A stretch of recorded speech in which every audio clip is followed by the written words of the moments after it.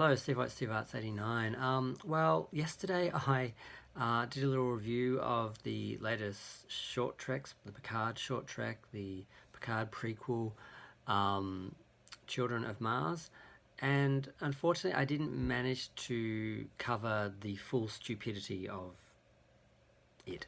I have not been able to avoid a whole bunch of videos other people have done, um, and I'm just like, wow, I missed. I really was so uninterested in it and so unenthused that I just missed a lot of stuff. Um, let's start with some of the really basic stupid things. Just get them out of the way. First off, we have kids being shuttled in shuttles instead of just beaming. People using shuttles instead of just beaming. Why? This is next gen. Maybe original series, maybe pre-original series Discovery era beaming may not be as commonly used, but as we saw in Beyond, people will just beam everywhere. You just step onto a transporter and go to the mall. Why not? It's not like there's energy issues. It's just stupid. Then we have the fact that the kids have lockers. Why would they even have lockers? And why would they have lockers with actual locks? You can see they actually didn't even take the locks off lockers to try and make it look like perhaps they just had their own voice activated locks or something. They have actually in the shot locks hanging from the lockers.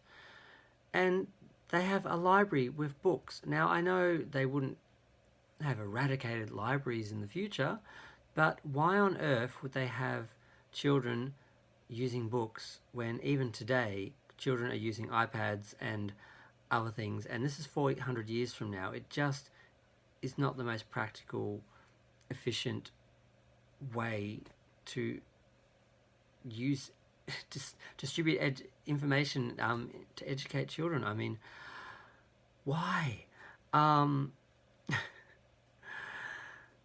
What was the other thing? Oh, the holograms. Of course, they have instead of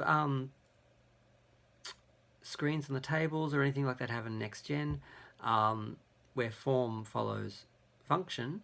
They actually have these stupid screens that are like at the angle of I guess the screen of the laptop, but they're writing on them the whole time like this. No. Someone did a video just about that. That is not going to be good long term. It would not work like that. They don't think about any of this, and these are the most basic things. I've got a whole list of things. I just hope I don't forget stuff. Now we do see that someone spotted. You actually see the Golden Gate Bridge, so they are in San Francisco. But again, we have shuttles. We have transwarp beaming. We've had it for a couple of hundred years. No, 100 years. Why on earth this dad? Okay, this deadbeat dad, because someone else did a video about this, and I'm like, oh wow, and people are talking about this. I kind of missed that as well. This deadbeat dad is saying he can't come back and visit his daughter this year because they're too busy on Mars. Excuse me? It takes like, what, 20 minutes to get a shuttle? He could be there on the weekend, every freaking weekend. He could be there in the evening. What, does he work 24 freaking hours? Or does he just not care about his daughter because, white man bad? Just that. Is it really that woke that we have to have the dad be a bad guy, be a deadbeat dad, be a loser? Because there's no way he couldn't be there unless they're so stupid to not know about transwarp beaming, regular beaming, which they could do from ships. I mean, you don't have to go all the way down to the planet. And I mean, my God, this is Discovery territory, and not even talking about the fact that every piece of technology is Discovery, which it's supposed to be next gen era. And even if they were going to be in the Discovery universe, because the Discovery universe cannot be the same universe as the one we see in the future Star Trek, on just on account of the fact that the Red Angels went backwards and forwards in time about 1,000 times. There's no way that that continuity, that timeline can be intact. And I personally think it's a different universe, and if they would just make that concession, it would solve everyone's issues, and people could just watch the show separately as different universes and not give a fuck about the fact that they do not meld, do not mesh together. So yeah, so we've got this deadbeat dad who apparently can't visit his daughter, which is ridiculous. So either they don't know any better, they don't know what Star Trek is when they're writing this, or they're deliberately making this guy just a complete a-hole because, well, he's a man, he has to be. And that sort of mentality is just rampant with writing and that in Hollywood at the moment, which is just really bad because, oh god, we can't even get into that issue. That's a whole nother video. Because a lot of people are being called sexist for pointing out these sort of things, but they exist. They're not imagining this slandering of men and the way that men are being portrayed and the way women are being portrayed and the contrast and that it's not happening accidentally, and the mentality of the people behind it, God. So that's a whole nother thing. And someone else pointed out the fact that it's only 6.5 minutes roughly long without the credits, which are at the end, unlike the other short treks. It's basically a music video about some girls fighting in a contemporary high school, the way contemporary kids would, not evolved children in a future. And then we have a minute tacked on just of, oh, there's an attack on Mars, and the only bit of information that we get is that it's synths. So synthetic people, and the idea, people are now speculating that someone ignored the case law that Picard basically established, that androids cannot just be replicated because they are another race, and that would be slavery and so forth. And apparently someone in Starfleet just went right ahead and did that. And that does seem quite possible, and that is so disheartening to think that they are going to make the Federation that evil, and that they just trumped through all this and did just whatever they wanted, and no one stopped them, and they just all went along with whoever had this great idea to create an army of datas and synthetic human beings who probably have become terrorists to fight for their own freedom. And now they just are determined to ruin Starfleet and ruin Star Trek. And this would ruin it if, because we've had individual admirals and scientists and nut jobs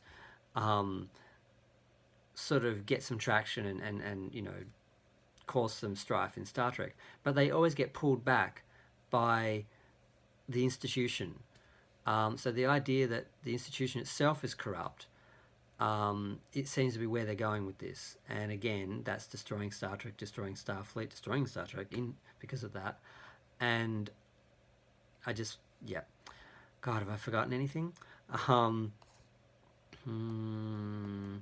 the FNN was kind of funny. The Federation News Network, News of the Galaxy, because I didn't have a good enough resolution video to see like the writing on the screen. To see that. That's kind of funny because apparently TV is gone, and people don't watch the news like that. So I'm not quite sure how that works. And oh God, I nearly forgot about the. Someone did point out this guy could be Romulan.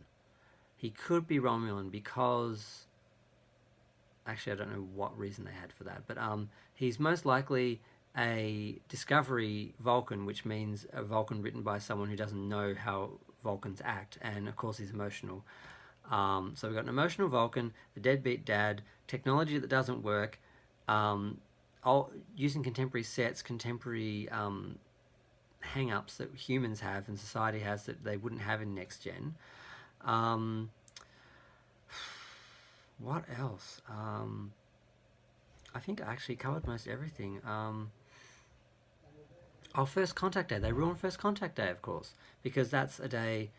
Now, that may be just smart on the part of the androids. They picked a public holiday, basically, that celebrates the freedom and the forming of the Federation and all the creamy goodness of that, by establishing a terrorist attack on that day, which then, you know, ruins that day forever. and ruins it for us as well because we no longer have First Contact Day now. Now we have Mars Attacked Day. So yeah, I couldn't fit it all in one video, and I just didn't get how bad this short trek was the first time around. Hopefully I won't be back for a third try, because I watched a bunch of videos, I read some articles, I watched it again, and I think I kind of covered all the things worth bitching about, and I'm just so disappointed. I really thought Picard could be good, and I really don't think it can now. If they don't abandon the Discovery aesthetic, and if they don't write up from where they've been with Discovery, there's no hope. And the fact that Patrick Stewart doesn't know his own character and just wants to be an action star at 80 like he did in the last couple of films, I just don't have any hope. Please, someone give me some hope for this show. I don't want another Discovery. But it looks like it's going to be this is just Discovery in the next gen era, and that's all they've done. They've just moved it forward and used a couple of the actors to try and lure people in when it's really not next gen. Yeah, I'm just going to stop there because, you know, stress and negativity is bad for your health. So I'm going to try and only focus on this show 1 hour a week when the new shows come out, and just for my own health and sanity. Feel free to share, like, comment. Comments are good. Subscribe even. Why not? Oh God.